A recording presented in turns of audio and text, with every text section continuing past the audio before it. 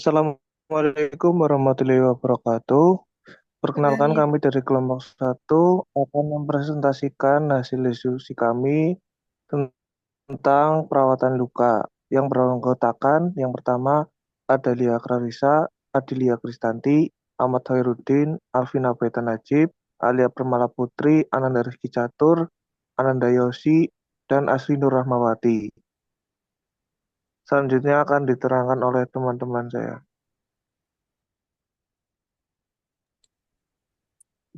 Definisi dan klasifikasi luka. Pengertian luka. Luka adalah gangguan kondisi normal pada kulit, kerusakan kontinuitas kulit, mukosa membran, tulang, atau organ tubuh lain. Luka dapat menyebabkan hilangnya fungsi organ, respons stres, pendarahan, kontaminasi bakteri, dan kematian sel. Klasifikasi luka. Berdasarkan waktu penyembuhan, luka dibedakan menjadi luka akut dan luka kronis. Luka juga diklasifikasikan berdasarkan penyebab, tingkat kontaminasi.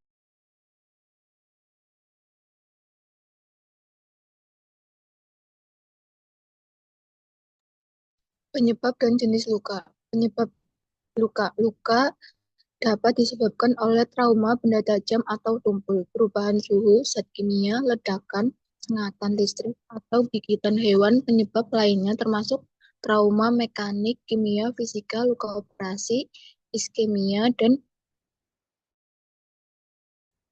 tekanan. Ayat Musinum, luka tusuk, bunus vaktum, luka robek, bunus laterium,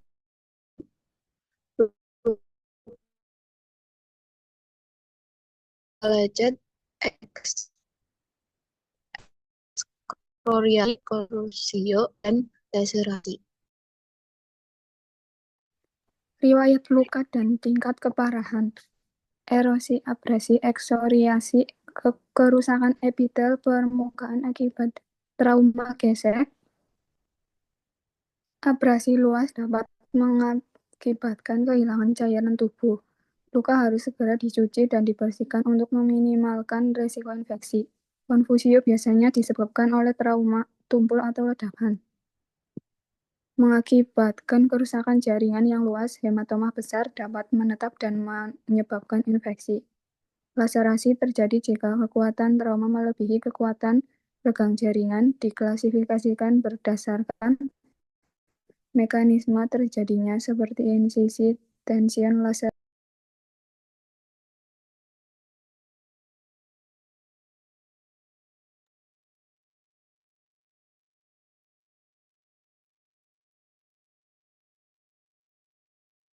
Klasifikasi luka berdasarkan tingkat kontaminasi. Yang pertama, luka bersih, luka efektif, bukan emergensi, tidak ada inflamasi akut, prosedur aseptik dan antiseptik dijalankan dengan baik, risiko infeksi kurang dari 2%. Yang selanjutnya ada luka bersih terkontaminasi, luka urgent atau emergensi tapi bersih, tidak ada material kontaminan dalam luka, risiko infeksi kurang dari 10%. Yang ketiga adalah luka terkontaminasi, tampak tanda inflamasi non purulen, luka terbuka kurang dari 4 jam, prosedur aseptik dan antiseptik tidak dijalankan dengan baik, risiko infeksi 20%.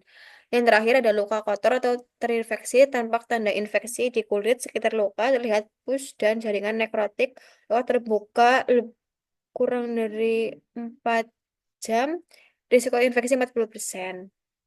Lebih dari 4 jam, risiko 40%. Ya. Fase penyembuhan luka. Yang pertama, fase inflamasi. Dimulai setelah perlukaan dan berakhir hari ketiga sampai keempat. Terjadi hemostasis dan fagositosis. Pembuluh darah mengalami kontriksi dan vasodilatasi.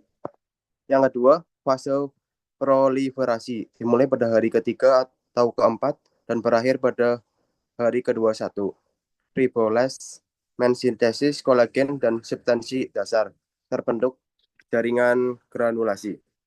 Yang ketiga, fase maturasi dimulai hari ke-21 dan dapat berlanjut sampai luka sembuh sempurna. Kolagen baru menyatu menekan pembuluh darah sehingga bekas luka menjadi rata dan tipis.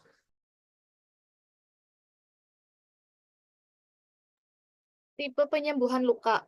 Yang pertama ada primary healing, yaitu tepi luka disatukan kembali dengan cara dijahit, klip, atau plester. Proses penyembuhan luka cepat. Yang kedua ada delayed primary healing. Luka mengalami infeksi karena adanya benda asing atau terkontaminasi yang menghambat proses penyembuhan luka. Yang ketiga ada secondary healing, yaitu proses penyembuhan luka yang terhambat hanya bisa terjadi dengan adanya proses granulasi, kontraksi, dan epileptasi akan mengakibatkan munculnya skar kulit.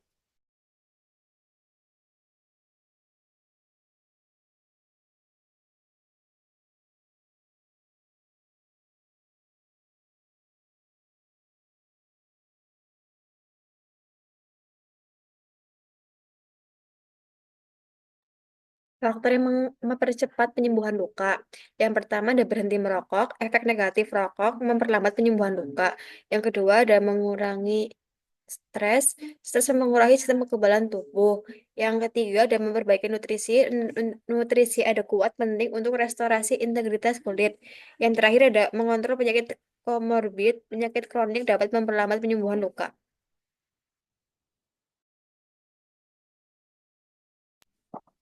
Faktor yang menghambat penyembuhan luka yang pertama merokok, nikotin mengurangi aliran darah dan menekan respon imun. Yang kedua obat steroid dapat mengakibatkan penyembuhan yang tertunda. NSAID memiliki efek depresan pada penyembuhan luka. Malnutrisi mengakibatkan penyembuhan luka yang tertunda.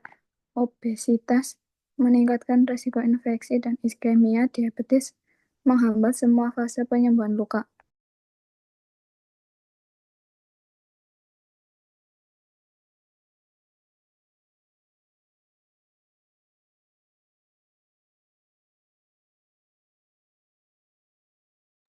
Sekian presentasi dari kelompok kami. Kurang lebihnya mohon maaf. Wassalamualaikum warahmatullahi wabarakatuh. Waalaikumsalam warahmatullahi wabarakatuh.